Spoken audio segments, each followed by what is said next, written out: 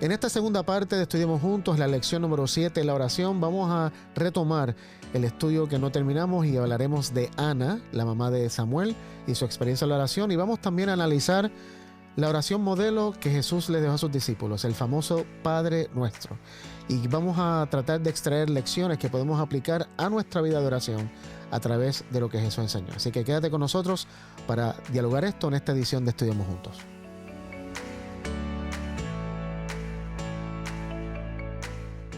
Bienvenidos a Estudiemos Juntos, la segunda parte de la lección número 7, la oración. Gracias por estar con nosotros. Te pedimos que te suscribas a nuestro canal, que le des like a este video, que lo compartas con tus contactos y que hagas tus comentarios y dejes preguntas que vamos a contestar en nuestro chat. Así que seas bienvenido y gracias por estar en esta semana otra vez a nuestra mesa para un estudio de la Biblia. Estamos con Sammy y con Joel y seguimos analizando esto y vamos a pedirle a Sammy que ore, pero antes queremos recordarles el Edo de Jóvenes que será del 2 al 7 de junio en San Sebastián, Puerto Rico. Aquí tienes el link para que vayas y puedas ver toda la información. Todavía hay tiempo para registrarte y allí lo puedes hacer y puedes pagar todo. Así que míralo si quieres vivir una experiencia diferente y estás entre las edades de 15 a 35. Te invitamos a que te unas a nosotros. Y si piensas que sientes que Dios te está invitando a venir, pero tal vez no tienes el dinero, contáctanos, déjanos un mensaje, escríbenos y vamos a ver si podemos ayudarte con eso. Así que contáctanos, ahí está el link y visítanos. Sammy, ¿pudieras orar tú hoy? Sí. Padre, te agradecemos por tu amor inagotable, por tus misericordias y gracias por tenernos aquí en esta mesa, poder dialogar y no queremos hacerlo sin tu guía, Señor, así que pedimos al Espíritu Santo para que nos ayude a entender y extraer tu verdad, para que podamos conocer más y más profundo de tu amor y poder también ser de bendición para aquellos que escuchan. En el nombre de Jesús. Amén. Amén. Amén. Muy bien, estamos continuando. Esta es la segunda parte de la lección número 7, la oración. Estuvimos hablando de Elías y ahora vamos a tomar el caso de Ana y vamos a 1 de Samuel, capítulo 1. Y vamos a leer los versículos 9 al 18. La experiencia de Ana en la oración. 1 de Samuel 1, 9 al 18. Vamos a leer del 9 al 13 y del 14 al 18. Vamos a dividirlo. ¿Lees? Dale.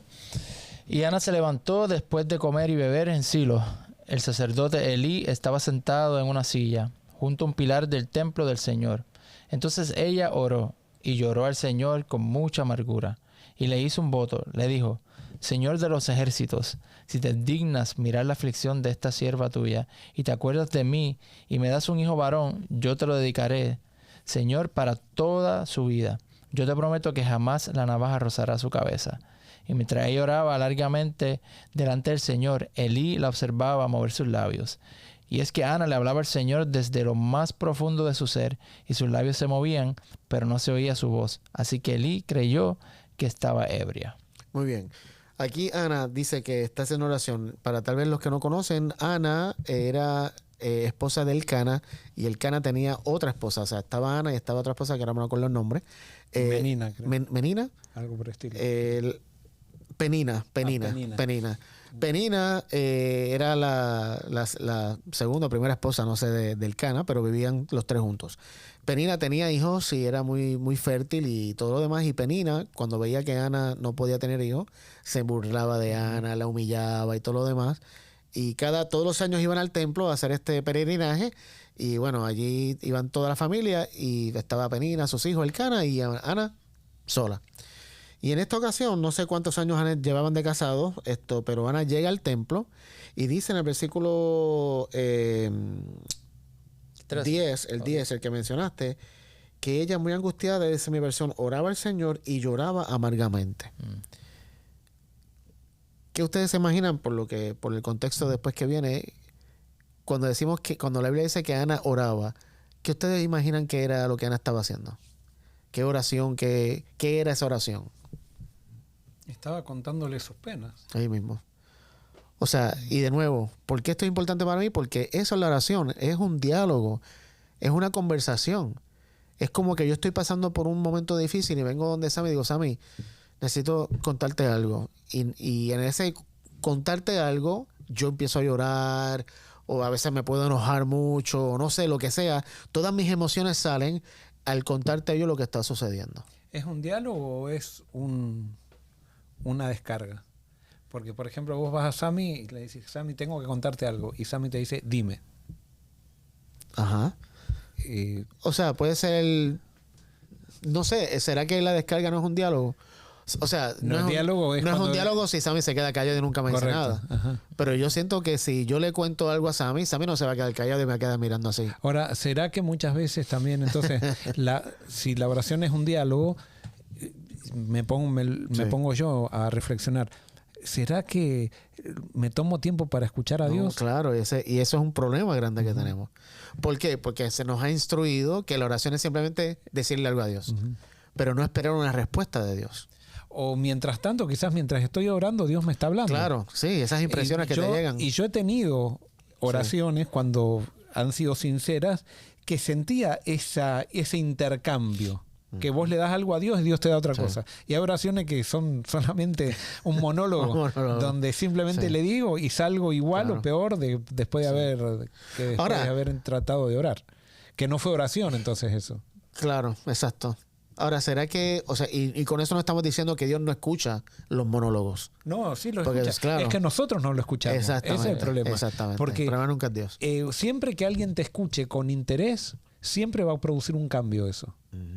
Pero si vos no tenés la sensación y no das lugar para que alguien te escuche, porque eso a veces te encontrás con personas que vienen y se quejan adelante tuyo, pero salen igual después de la queja. Sí. Porque el hecho, vos no eras parte de eso, vos eras simplemente una roca para que te tiren quejas. Y esa persona no cambia. En cambio, la persona que te tira queja porque confía en vos, y vos la escuchás y le haces preguntas, esa persona nunca sale igual. Por más que no le solucionaste ningún problema, al escucharle y al hablar, esa persona no sale igual. Y yo creo que es importante que nosotros, y por lo menos yo hablo de mí, a mí nunca me enseñaron a escuchar la voz de Dios. No, porque puede ser peligroso también. Sí. O sea, como nosotros todo eso que... es todo leer y razonar. Exacto, para nosotros. Somos muy griegos, especialmente el mundo adventista.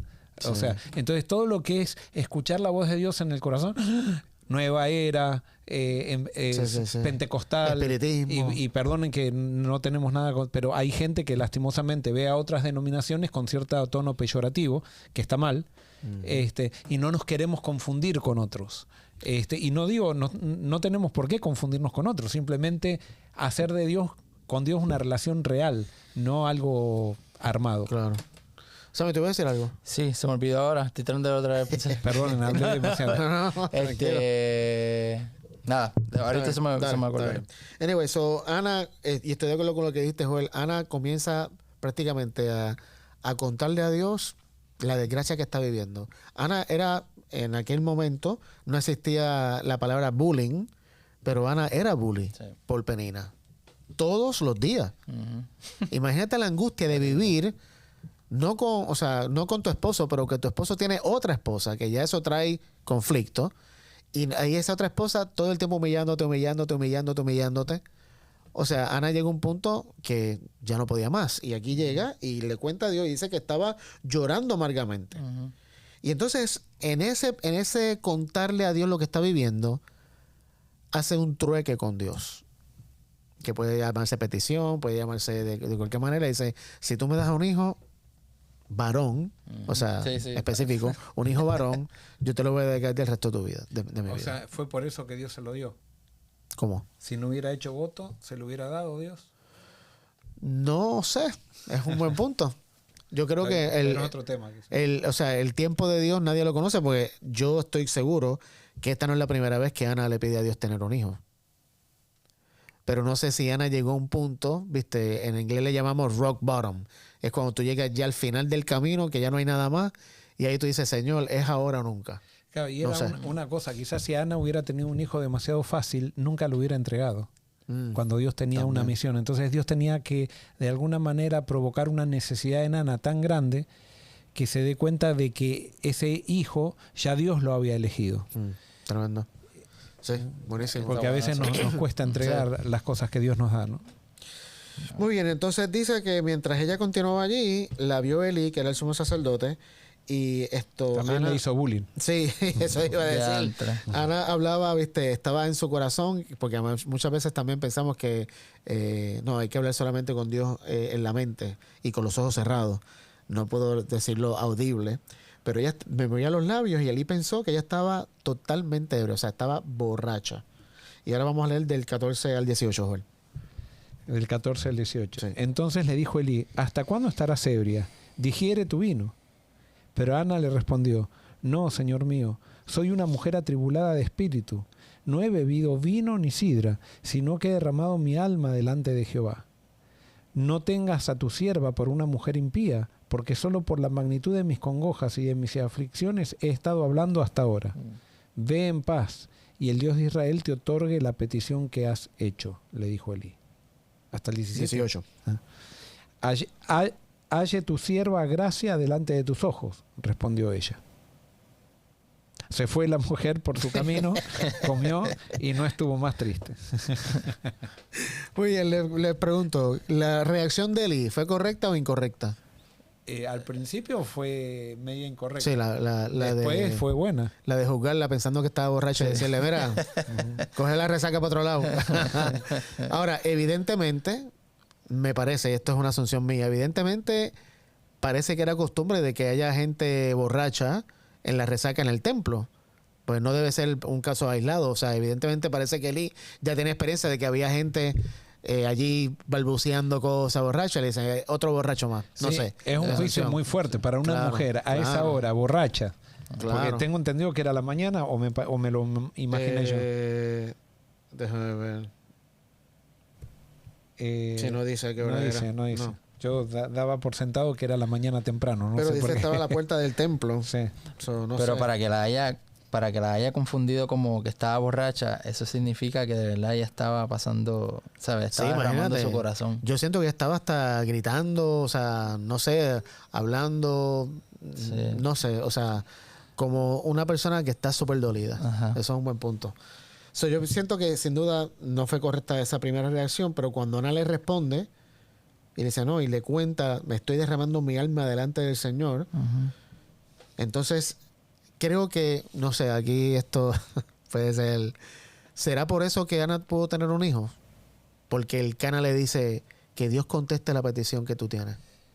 Yo creo que era necesario, o sea, el Cana confirmó lo que Dios, o sea, lo que ya fue la respuesta de Dios. Exacto. Es como que Dios utiliza muchas veces para darnos su voz, no es solamente lo que nosotros sentimos. Muchas veces la voz de Dios se manifiesta a través de otras personas, correcto. A través de lo que otra persona nos dice. Y lo lindo que ella hubo una impresión tan grande cuando el Cana le dijo eso, que ella dice ya comió y no estuvo más triste. O sea, fue tan poderoso eso, que ella lo tomó como la contestación de Dios.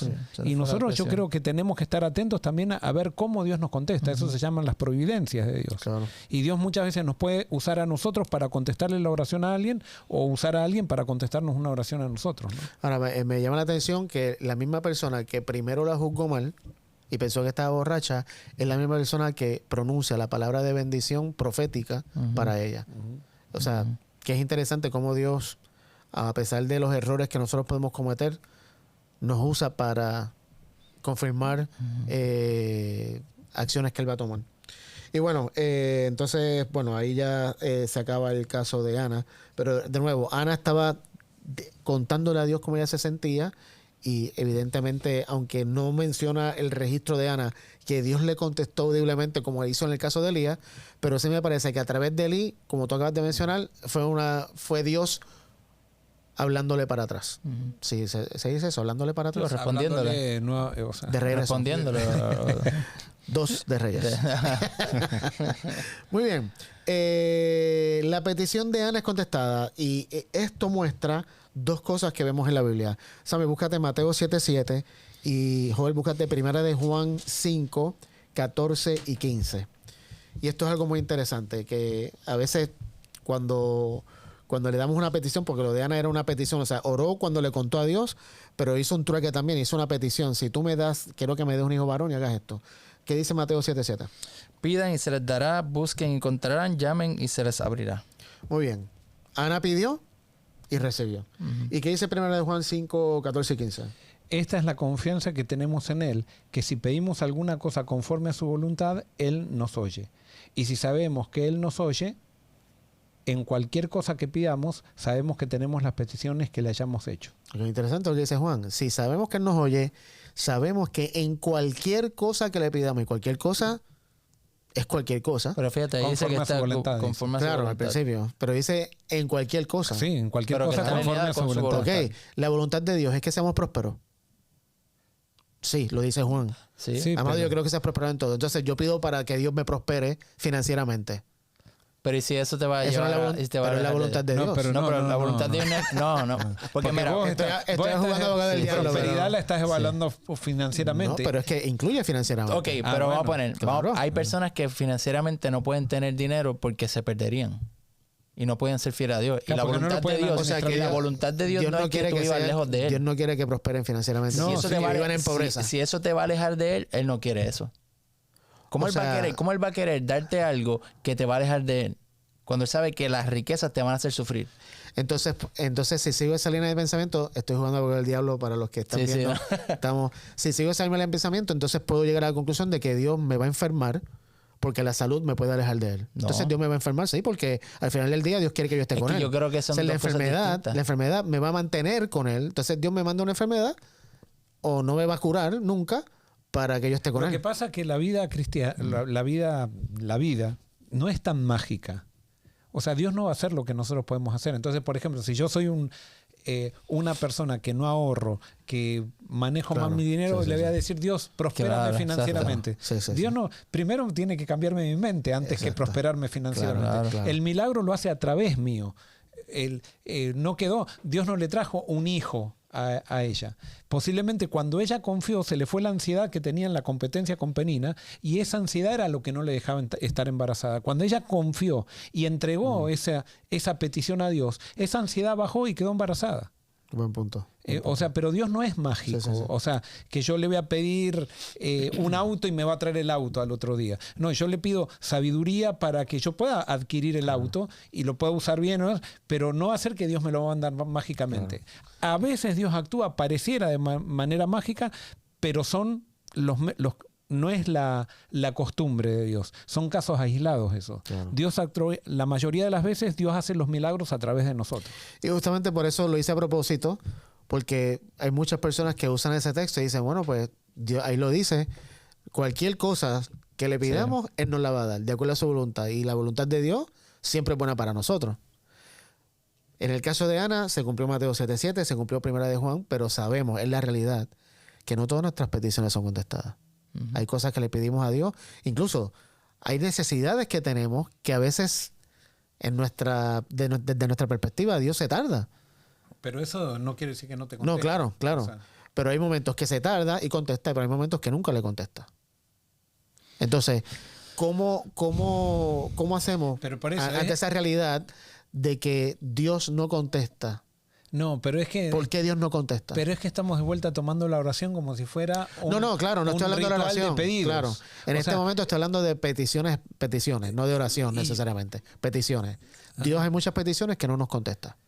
Sí, Esa es la que realidad. no nos da. No es que no nos contesta, no Sí, nos claro, da. que no nos un dan, claro. lo que sea. Sí, cuestión lógico. O sea, silencio. yo le pedí $5 y no me los dio. Es como Pablo que le dijo, Ah, quítame exacto, el eso aguijón vamos. de la carne. Claro, Ajá. eso vamos. Sí, no, Entonces, Hasta Jesús mismo que él oró y dijo, Correcto, quita a mí, exacto. pásame esta copa. Entonces, a lo que quiero ir es que el hecho de que Dios no conteste tu petición, como tú estabas pidiendo, no significa que Dios no te escuchó, no significa que Claro, no puedes tener un diálogo con Dios, no significa que no estás con Dios. el problema es que nuestra respuesta no es lo que pedimos. Nuestra respuesta es Dios. Es Dios mismo. Esa es nuestra Su respuesta. presencia. Y por eso Jeremías dice, mi porción es Jehová, por tanto en él esperaré. O sea, yo le pido mi petición a Dios, pero al final Dios es mi respuesta. Yo tengo la seguridad de que si Dios me lo da o no me lo da, me está contestando porque Él está trabajando para lo mejor de mi vida. No sé si... Ok. Y ahí es que yo creo que es saber que la voluntad de Dios nosotros no la vamos a entender. Sus caminos no son mis caminos, sus pensamientos no son mis pensamientos. Si yo le puedo pedir algo, y por eso yo decía, si no está alineado a su voluntad, no me lo va a dar. Entonces, aunque Dios no crea cosas, pero Dios las usa. Entonces puede ser que hay una situación que no fue creada por Dios, que la creé yo, la creó el pecado, la creó Satanás, lo que sea, pero Dios la está usando para mi crecimiento. Y si yo le digo ahora mismo, quítamela, y lo más seguro Dios está diciendo, sabes que aunque yo no cree esto, y quizás esto va a ser controversial, pero por lo menos lo que yo creo, Dios está utilizando eso para mi bien. Y quizás ese es un proceso que estoy pasando para llegar a algo que se va a alinear. Entonces, si lo quito, si le pido, Señor, quita de esto, lo que se pasa en esta copa, lo que sea, y digo eso, y Dios me lo quita, esa no es su voluntad. O sea, es como cuando uno, a nuestros hijos, bueno, se supone, ¿verdad? O muchas veces hemos escuchado decir que Dios nos da no lo que queremos, sino lo que necesitamos. Y hay una diferencia entre lo que yo necesito y lo que quiero. Y a veces lo que quiero no es lo que yo necesito. Entonces, no todo se le puede dar. Por ejemplo, si mi nena me dice, papi, cómprame este juguete, y aunque yo tenga el dinero para comprarlo, muchas veces yo le he dicho, no. Y aunque tengo dinero, no te lo voy a comprar, porque ya tú tienes muchos juguetes, no te hace falta esto, lo otro, lo que sea. O quiero comer tal y tal cosa, hoy quiero comer dulce. No. ¿Por qué? Porque no es lo que hace falta. ¿Entiendes? Claro. Pero ahí tenemos a Elías, un hombre de fe, le ora a Dios, le dice, basta ya, Jehová, quítame la vida, pues no soy mejor que mis padres. O sea, le estaba orando, le estaba pidiendo, y Dios no le contestó. Claro. O sea, no, por eso. Y quedó contento después. Claro. Y por eso digo, o sea, la realidad es que aunque Jesús dice en Mateo 7, se te pide y se te dará, busca y hallará, y después dice, porque todo el que pide recibe, todo el que toca la puerta se le abre. Ahí todo. Está hablando de una faceta, porque nosotros como siempre nos centramos en lo que vemos, no en lo que no vemos. Está hablando de una faceta espiritual, no está hablando de una faceta... Claro, no, material. Yo sé, pero justamente a lo que voy es que hay personas que usan esos textos para decir, le dije algo a Dios, no me contestó, no voy a creer más en Dios. Claro. No, tenemos que entender que la oración, especialmente cuando hacemos peticiones en nuestra oración, Dios no es una lámpara de Aladino que cuando tú le pides tus 3 deseos, Él te los va a conceder porque tiene que hacerlo. Ahora, si la Biblia menciona, y esto es lo que tenemos que ver cómo podemos alinearlo, menciona ciertas razones por las cuales nuestras peticiones a veces no son contestadas. Y eso es lo que quiero traer. Vamos a leer algunos textos. Samuel, búscate Santiago 4, 1 al 3. Joel, búscate 2 Corintios 12, 6 al 10. Y yo voy a buscar Isaías. Vamos a ver cómo podemos alinear estos textos con lo que estamos hablando. Y con lo que Jesús enseñó, que es lo que es nuestra referencia. Santiago 4, 1 al 3. ¿De dónde vienen las guerras y las peleas entre ustedes? ¿Acaso no vienen de sus pasiones, las cuales luchan dentro de ustedes mismos? Si ustedes desean algo y no lo obtienen, entonces matan. Si arden de envidia y no consiguen lo que desean, entonces discuten y luchan. Pero no obtienen lo que desean porque no piden. Y cuando piden algo, no lo reciben porque lo piden con malas intenciones para gastarlo en sus propios placeres. Muy bien. Perdóname, ¿ahí terminó? Bueno, falta el 4. Sí, dale. Hay gente adúltera. No saben que la amistad con el mundo es enemistad con Dios. Todo aquel que quiera ser amigo del mundo se declara enemigo de Dios. Ok. So, ahí Santiago está diciendo, ustedes no tienen porque no piden.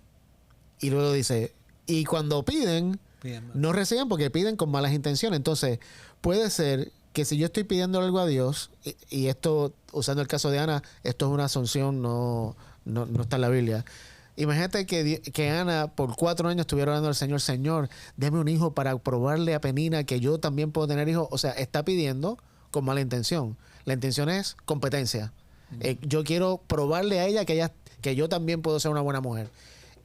Y ahí me parece que es un principio que Santiago está estableciendo. Cuando yo voy a pedirle algo a Dios, tengo que estar muy claro que mis motivos son alineados con los principios del cielo. Si no, no lo voy a recibir. Y por eso no podemos estar seguros y decimos que el Espíritu Santo tiene que interceder para pedir. Incluso. Porque si no fuera por el Espíritu Santo, claro, nosotros siempre, nuestros motivos están siempre contaminados. Con orgullo. Sí, y también hasta eso, yo creo que hasta pedir mal, ¿en qué sentido? Porque, por ejemplo, los discípulos que cuando estaban en medio de la tormenta pidieron mal, ellos no tienen fe. Ellos literalmente estaban pensando que que a Jesús no le importaba sus vidas. Y Jesús se levanta y contesta su oración y les dice, ¿dónde está su fe? O sea, que a veces dicen, no, es que tienes que pedir con fe. Y ellos pidieron sin fe y Dios le contestó, y Jesús le contestó.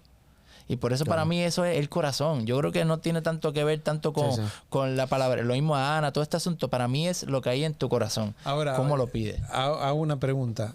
Cuando Jesús estaba en el Getsemaní, pidió, pase de mí esta copa, pero hágase tu voluntad. ¿Será que a veces Dios, cuando nosotros insistimos con algo, nos dice, hágase tu voluntad? Yo creo que sí. Y ahí es donde iba ahorita a lo que tú decías, Sammy, de que de la voluntad de Dios, que Dios no nos va a dar nada, nunca nada que vaya en contra de su voluntad. Pero ¿hasta qué punto? Porque la voluntad de Dios va por encima de mi libertad de elección. Sí, pero no te da eso, sino Él te deja que tú lo escojas. O sea, no es como que Dios te dice, ok, por ejemplo, me quiero morir. Bueno, pues ya te dejo que tú elijas lo tuyo. Pero no creo que es que Dios venga, pues te quiero morir, déjame mandarte esta piedra, para que te voy a matar. Claro, o sea, creo que más bien es, bueno, pues sigue siendo no es la voluntad de Dios, sino es tu voluntad. Es lo que pasaba con Israel. Dios le mandaba a los profetas para decir arrepiéntanse, arrepiéntanse. Y ellos decían, no, seguimos. Y al final Dios tuvo que decir, hágase tu voluntad. Y Dios no lo hace, hágase tu voluntad para que veas. Claro. Con dolor, sí. En sí era para que vea. O sea, ahora hágase tu voluntad, pero en ese hágase tu voluntad que Dios nos permite, hay siempre un propósito redentor. Porque siempre en los profetas mayores, cuando se encaprichan y todo eso, Dios dice, hágase tu voluntad, pero quiero decirles que un renuevo va a salir, quiero decirles que un remanente que los voy a restaurar. O sea, siempre lo que Dios hace es con el motivo de que aprendamos, de revelarnos la verdad. Y a veces tiene que revelarnos la verdad porque a veces no la entendemos teóricamente, entonces tiene que revelarnos a través de la práctica, pasar por desiertos, pasar por hornos, pasar por fuego, para que ahí nos demos cuenta lo importante que es vivir en relación con Dios. Muy bien, entonces con este punto de que pido por o con motivos malos, me recuerda a David cuando dijo, Señor, examina mi corazón y dime si hay algo dentro de mí. Yo creo que es un buen principio. 2 Corintios 12, 6 al 10. ¿Quién tenía esa? Bueno. Sin embargo, si quisiera gloriarme no sería insensato, porque diría la verdad. Pero lo dejo para que nadie piense de mí más de lo que en mí ve u oye de mí. Y para que la grandeza de las revelaciones no me exaltara, me fue dado un aguijón en mi carne, un mensajero de Satanás que me abofetee para que no me enaltezca. Respecto a lo cual 3 veces he rogado al Señor que lo quite de mí. Y me ha dicho, bástate mi gracia, porque mi poder se perfecciona en la debilidad. Por tanto, de buena gana me gloriaré más bien de mis debilidades para que repose sobre mí el poder de Cristo. Evidentemente, Pablo tenía un problema con el orgullo. Era medio guilladito, diríamos, en Puerto Rico. Entonces, tenía un problema de que podía exaltarse porque nosotros no lo tenemos. Totalmente no lo tenemos. Tenía un problema de que como había estado a los pies de Gamaliel, había tenido una revelación de Dios que nadie lo había tenido en aquel momento. Evidentemente tenía una lucha, no que nosotros no luchamos con orgullo, pero no tal vez en la manera, obviamente todos luchamos de maneras diferentes con nuestro orgullo. Pero en el caso de él, específicamente él dice que, y no sé quién, él dice de parte de Satanás, dice que vino el aguijón. Pero no sé, yo me cuestiono. Si fuera, ¿lo leíste? Léelo donde dice... Sí, un mensajero de Satanás. Se me ha enviado un mensajero de Satanás como para mantenerlo en check, como para mantenerlo, ¿cómo se dice? A raya. Exacto, a raya. Entonces dice que le pidió a Dios, evidentemente él piensa, Satanás le está mandando este aguijón, para que él esté humilde o esté orgulloso. No, Satanás lo que hace es que Satanás no puede aguantarse más cuando alguien está siendo usado por Dios.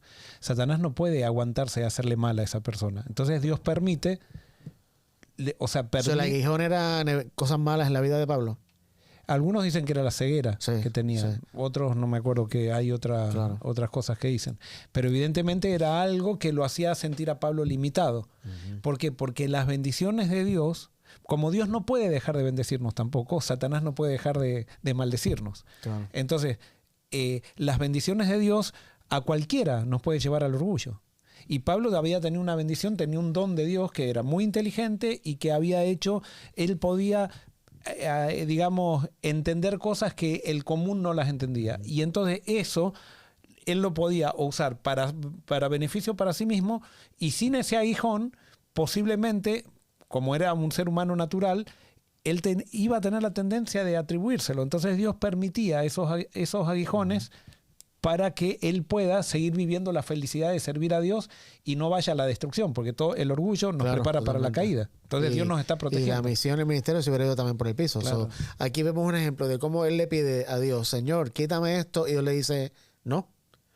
porque mi poder se va a perfeccionar en que yo no te conteste esa petición. A mí me gusta un poco la personalidad de Pablo, porque Pablo era consciente. Él dice, si yo tengo que gloriarme, quiero decir... Claro, o sea, sí. No. Él se glorió. Y tú lees el capítulo 11, a él le dice, ustedes se quieren vanagloriar, pero yo también lo voy a hacer. Y empezó a decir un montón de cosas y empezó a echársela. Y porque para mí 2 Corintios es bien raro, especialmente esos capítulos. Digo, ¿pero qué es esto? No, pero él se lo empieza a echar en el versículo 11. Sí, no, pero es lo que pasa, para mí, no lo estoy defendiendo.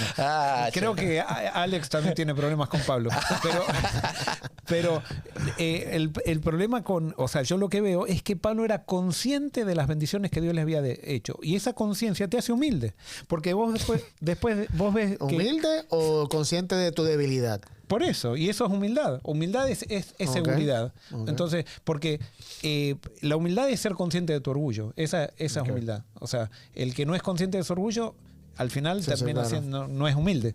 Entonces, él dice, yo me podría gloriar por todo lo que me dio Dios, pero yo como reconozco que soy orgulloso, él dice, Dios ha permitido este aguijón porque yo soy quien soy. Claro. Y él ahora está hablando mal de sí mismo, o sea, está hablando de su realidad. Él dice, por un lado, Dios me dio dones, pero por otro lado, mi corazón es tan malo que puede tergiversar esos dones. Entonces Dios permite un aguijón, permite que Satanás me toque, que si no, Dios no lo permitiría por causa de mi orgullo. Claro. No, es interesante. Y aunque el tiempo corre, para mí, en este caso de Pablo, la respuesta fue no, porque simplemente no era la voluntad de Dios. O sea, había un fin mayor que Pablo no veía. O sea, Dios le pudo haber quitado el aguijón, pero eso hubiera provocado en Pablo más orgullo. O sea, no lo hubiera mantenido en jaque, en check, a la raya. Y finalmente, esta es la más difícil. Y con esta a veces luchamos. Marcos 11, 22 y 26, Santiago 1 y 6. Vamos a leer de Marcos. El contexto, si no me equivoco, Marcos no es la transfiguración. Aunque puede ser que sea la transfiguración. ¿Está en Marcos? Sí, Marcos 11, la entrada triunfal de Jerusalén, cuando entra a Jerusalén. Marcos 11, 20... ¿Cuál? No, Mateo, debe ser Mateo, perdón. Es Mateo 11. Sí, porque es la historia de la transfiguración. Si no me equivoco. Mateo... sí, Mateo 11. ¿Verdad? No sé a qué te quieres referir. Sí, Mateo 11, sí. Marcos, otro... O sea, hay un Mateo 11. Pero... Marcos 11, vamos a leer Marcos 11, 22, 26. ¿No será Romanos 11? O sea, en la Biblia está. Juan 11, Juan 11. No. ¿Pero qué? Marcos 11. No, Santiago, vamos a leer Santiago 1.6. Santiago 1.6. Sí, no hay 11 ahí. Disculpen, esto es... creo que ya llegamos al tiempo. Ya, Andrés. Ya no tenemos más, se nos acabó el tiempo. Santiago, no vamos a leer nada. Santiago 1.6. Dice, pero tienen que pedir con fe y sin dudar nada, porque el que duda es como las olas del mar, que el viento agita y lleva de un lado a otro. Ok, el texto que quería leer de Marcos también, creo que era Marcos, hablaba de que... de mover el monte. Creo que era sí, ese, creo que era Mateo... Era Mateo algo, que hablaba de... Bueno, pero anyway, el punto es, como dice Santiago, que cuando pedimos tenemos que pedir con fe. En otras palabras, si yo pido dudando, ya ahí es un principio que me impide... O sea, le estoy poniendo un límite a Dios para que Dios me conteste la petición que le estoy dando. ¿Pero y qué pasó con los apóstoles cuando le pidieron sin fe y Dios le contestó? ¿Cuándo fue eso? Sí, Dios a veces contesta con fe, otras veces sin fe. Sí, porque ellos estaban en la barca, vino una tormenta, sí. Ellos se asustaron, no te importa, y Jesús se levanta, para otra tormenta. Pero ellos no pidieron nada. Le dijeron, sálvame. Eso fue con fe. No, si él les dijo, ¿dónde está su fe? No, la fe era pensando que la tormenta los iba a matar. Eso es lo que digo. Pero Señor, sálvanos no fue sin fe. Pero Jesús le está diciendo a ustedes, hombres que no tenían fe, ¿dónde está su fe? Claro, no tenían, en mi opinión, no tenían fe en que pensaban que Dios iba a permitir que murieran por la tormenta. Pero cuando dicen, Señor, sálvame, no creo que fue sin fe. Para mí que ahí es que yo creo que lo que no entendemos es qué es fe. Sí. Porque para mí fe es eso, es relación. Y hay veces en relaciones, yo te puedo decir contra Ángelo, pero al yo saber que te estoy ya dirigiéndome a ti, ya eso es fe. Uh-huh. Aunque lo estoy haciendo con todas las características, con todas las dudas. Entonces, cuando Jesús le dice que no tienen fe, ¿a qué se refería? A que estaban dudando, a que no tenían fe. ¿Qué? Pero literalmente. Pero si tú dices que el decirle sálvame es fe. Sí, pero es una fe que no va. Porque, por ejemplo, fe es no dudar, ¿verdad? No dudar, ¿verdad? Claro. Pero ¿qué cosa? ellos estaban dudando de que Dios le importaba. Lo que no dudaban era que Israel que estaba allí. Entonces nosotros podemos a veces pedir sin fe, pero ya estamos pidiendo a Dios. Ya de por sí eso es un tipo de fe. ¿La desesperación es fe o no? Pudiera ser. La desesperación. Si tú le estás diciendo, si te estás dirigiendo a Dios en tu desesperación, Él te escucha. Para mí le pasó a Jonás. Para mí la desesperación te lleva. Y a Jonás también. Para mí la desesperación te lleva a tener fe. Pero la desesperación no es fe. Pero a Dios puede contestar tu desesperación, que es sin fe. Sí, a veces sí. Le pasó a Jonás. Jonás dice, en mi desesperación te clamé a ti. El que dijo, ayuda a mi incredulidad, sí creo, pero ayuda a mi incredulidad. Claro. Sí. No Ahora, sé. cuando decir ayuda a mi incredulidad, estaba confiando de que Dios podía hacer algo que él no tenía. O sea, yo puedo dudar acerca de lo que Dios puede hacer por mi ley de causa y efecto, pero muchas veces no dudo de Dios y por eso le pido. Exacto. Sí. Entonces, y después está la fe completa, que sería pedirle a Dios y creer que puede hacer todo lo que, Sí, lo que él o vivir quiera. como Pablo y Silas, que simplemente adoraron y ya. Y no tenían duda alguna de que Dios estaba, no sabían lo que iba a pasar, pero confiaban en Él. Pero fe no es creer que Dios me va a dar lo que le pido, sino creer que Dios me escucha. Punto. Sí, fe es confianza, Dios, claro. Que Dios contesta. Claro, es confianza. Y por eso en el ejemplo de los apóstoles, a mi criterio, ellos tuvieron fe en Jesús. Por eso le pidieron, Señor, sálvanos. Cuando Jesús le dice, ¿por qué no tuvieron fe? Es como que pensaron que la tormenta iba a destruirlos. Voy a hacer una propaganda. Sí. Hay un video que filmé hace mucho que se llama Fe. Fe. Lo pueden ir a ver en YouTube, que ahí está, hago un análisis. ¿Cómo valores de fe? Algo, El valor de la fe en la serie. Pero el video se titula Fe. Okay. So, se van a YouTube, Fe, Joel Barrios. Sí, y ahí entonces van a ver toda una definición de fe que no es... Que para mí es importante. ¿Por qué? Porque yo creo que a veces ponemos mucha presión en la gente. ¿Dónde está tu fe? ¿Dónde está tu fe? Estás pidiendo sin fe, estás pidiendo sin fe. Y cuando Jesús mismo dijo que como un grano de mostaza es lo que tú necesitas. Entonces a veces... Pero necesitas, pero ¿qué significa ese grano de mostaza? Simplemente es dirigirte a Dios con tu corazón abierto. No tiene nada que ver cuánto tú sabes, cuánto es, porque empezamos a comparar. Para mí simplemente eso. ¿Crees que Dios está ahí? Aunque no creas que lo pueda hacer, lo que sea, simplemente dirígete hasta dudando como los apóstoles. Lo que pasa es que justamente, y estoy de acuerdo con lo que están diciendo, que tal vez es la definición, cuando yo le pido a Dios y le digo, Señor, te pido que hagas algo, aunque no creo, pero ya al yo ir donde Dios y pedirle algo, tengo ese grano. Acto de fe, es el grano de mostaza. ¿Sí? Pero me parece que, y esto puedo estar en desacuerdo, me parece, y Jesús lo confirma, ¿cuántas veces Jesús le dijo a la gente, tu fe te ha sanado, tu fe, porque creíste, se te hizo? O sea, porque es que si no creo, por eso la fe es importante, y no es que la fe es mía, porque es del Espíritu, o sea, el Espíritu es el que produce tanto el querer como el hacer, o sea, en mí no existe eso. Dios pone la fe, es un don del Espíritu. ¿Quién lo dice? Hebreos dice que Jesús es el autor y consumador de mi fe, no soy yo. Pero hay fe. No, es imposible que si yo no creo, y no digo yo de mí mismo, no acudo. Pero si no hay fe, sí, es imposible agradar a Dios. Nada va a pasar. No voy a ver nada en mi vida. Por ejemplo, si piensen en lo que Dios le está, en aquello que le están pidiendo a Dios hace mucho tiempo. Si Jesús hoy te contestara, hágase conforme a tu fe, ¿pasaría algo? O sea, porque, y vuelvo a repetir, fe no es creer que Dios me va a dar lo que le pido. Claro. Fe es creer que Dios está en el control y que Él está al mando. Pero es más, pero también, eso es lo que para mí, perdón que sea con lo mismo, pero es que incluso hasta simplemente creer que Dios, mira, venir a Él hasta con nuestra propia duda, saber de que no está al mando. Porque para mí yo veo a los apóstoles también pensando que Jesús no estaba al mando. Ahora, no te ¿cuál importa. Es tu punto?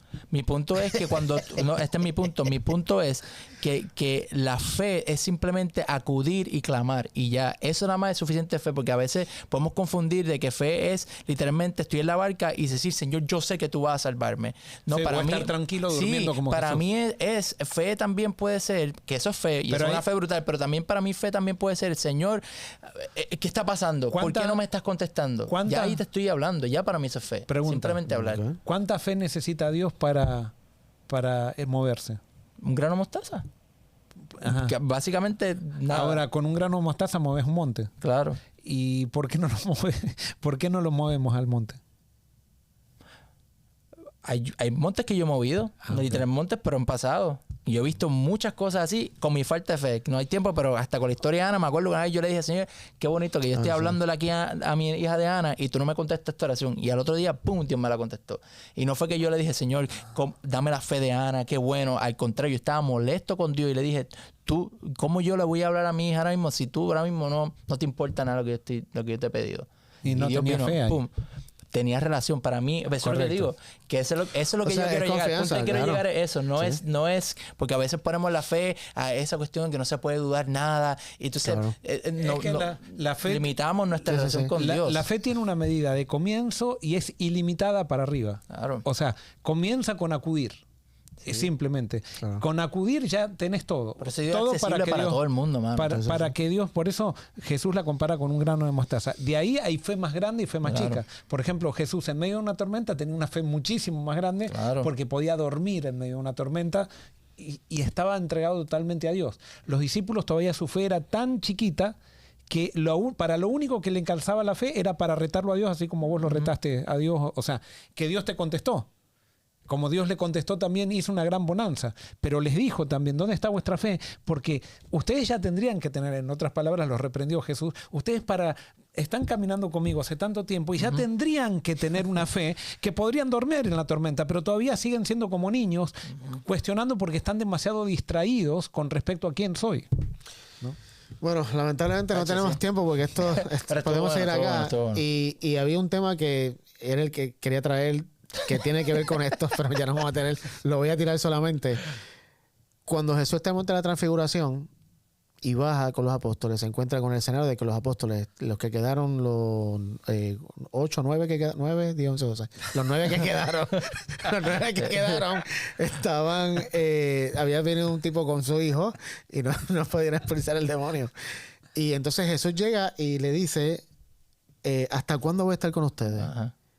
Y después, viste, sabemos el caso, Jesús saca el demonio y todo lo demás, y cuando los discípulos le dicen, ¿por qué no pudimos hacer eso?